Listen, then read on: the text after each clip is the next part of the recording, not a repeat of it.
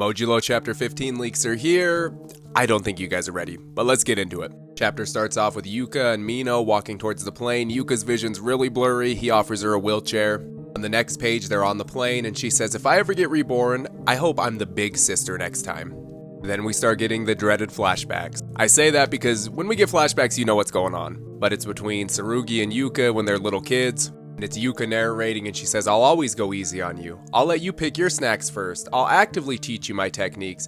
And sometimes I'll even help you study. And with each one of those statements, there's a panel of Tsurugi doing the exact opposite, because this is Yuka saying if she was the big sister next time, that's how she'd do it. And it's back to the present. Yuka and Mino are on the plane, and she's smiling at Mino, and she goes, that guy, my big brother, he was clumsy. And then she starts seeing Mino like distorted because her vision is fading out. And the next page, Yuka starts smiling, and she's like, hey, I told you not to come. She says, I'm not even trying to be tough. There are faces I don't want anyone to be seen without my makeup. They kind of have a bonding moment, and then he grabs her hand and says, this is as far as I can go. Then the next page, it's back to a flashback of Yuka and Tsurugi as kids. Tsurugi says, don't cry, it's not even a big deal or anything. Yuka crying says, I just wanted to help a friend who felt stuck and didn't find school fun anymore, who felt like life itself was heavy. I thought I could handle this alone. And the next page says, even if my brother hadn't come for me, I don't think I would have died, but my friend might have. And it pans to Dabura, and he's looking at this old hooded person, and he goes, you're the chosen warrior? And they go, no, I'm just an old bag of bones. And they say, before the decisive battle, I've come to offer greetings on behalf of Earth's sorcerers, and I offer my continued gratitude. They go on to say, roughly 70 years ago, a great surge of power shook this country. And while they're talking, there's a herd of crows flying around, so I think y'all already know where we're going with this. Then it's Dabura saying, it's unfortunate, but if the opponent is half-baked, the fight ends before there's even a chance to show anything. Without a worthy opponent, there's nothing worth displaying in the first place. The old person says, no need to worry. Then we hear heavy wind, it's like whoosh, and they say, even your solitary strength will be shaken. And while they're saying this, that plane is flying overhead. And as that plane is flying over, they say, I am Uiui, the head of the Shin Inryu clan. Next page pans back to Yuka and Mino on the plane. The hangar door opens and Yuka stands up.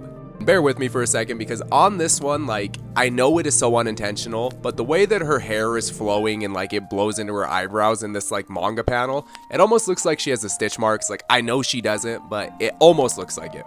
Then Yuka's thinking to herself right as she's about to jump out of the plane, she goes, if I'd be born again, I'd want to be your little sister again.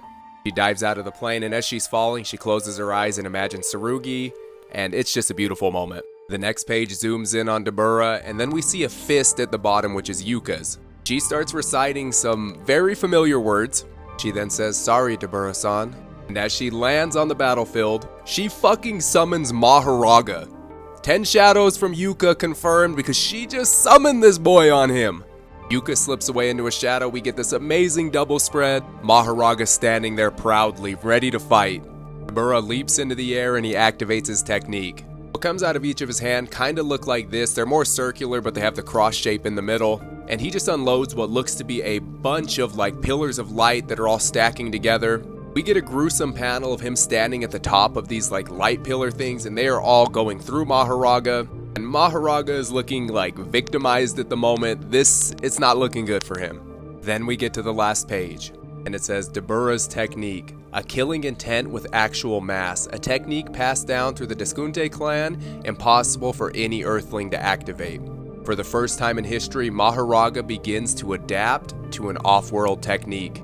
The wheel on top of Mahoraga's head starts to turn. The bottom text says, one light, chapter end. Absolute insanity, you guys. I told you y'all were not ready. Let me know your thoughts on this chapter down in the comments. Peace.